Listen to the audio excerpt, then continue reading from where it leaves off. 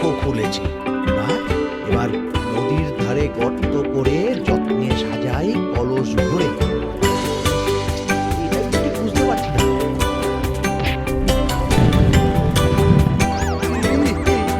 এই রে, এবার কি হবে? হ্যাঁ? মহারাজ, কোথাও একটা আওয়াজ হলো।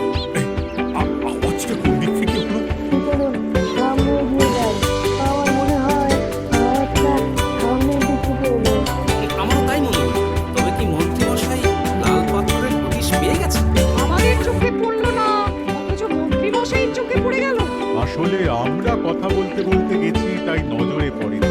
মন্ত্রীমশাই একা একা আমাদের পেছন পেছন আসছে। উনি ইচ্ছে করেই আমাদের পেছনে পেছনে আসছে।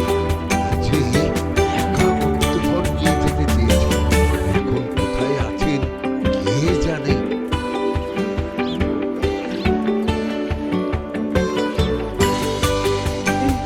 অন্ধকারে কিছু দেখতে পাচ্ছি না তো। মাথাতে কি ছিল?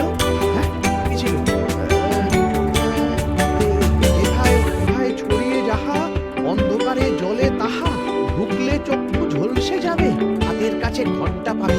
পেয়েছি পেয়েছি, ঘন্টা ঘন্টা ঘন্টা ঘন্টাটা ঘন্টাটা।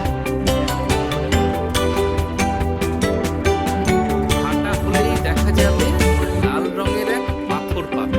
নদীর ধারে গর্ত করে যত্নে সাজাই কলস করে, হেথায় কোথায় ছড়িয়ে যাহা, অন্ধকারে জলে তা, ঢুকলে চক্ষু ঝলসে যাবে, হাতের কাছে ঘন্টা পাবে। ঠিক ঘন্টা বাজলে পরে পড়বে ঝরে থরে থরে। ঘন্টা যদি হয় ভুল, যেন তুমি হারাবে কুল। ঠিক ঘন্টা চিনতে হলে নকশা দেখো চক্ষু খুলে। সিন্দুক দেওয়ালে হাত দাও, আসল ঘটনা জেনে। আরে ভালো করে ঠান্ডা মাথায় ভাবতে হবে। হাঁটা হলেই দেখা যাবে লাল রঙের এক পাথর পাবে। এই লাল পাথরটা খুঁজে পাওয়া যাচ্ছে না, অথচ মন্ত্রীমশাই খুঁজে পেলেন। আওয়াজটা কোথা থেকে আসছে? এই কাছে পিঠে এই কোথা থেকে আওয়াজটা আসছিল।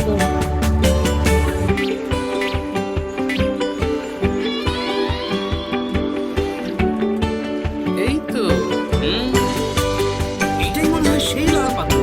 একটু নাড়িয়ে চাড়িয়ে দেখি তো কিছু হয় কিনা।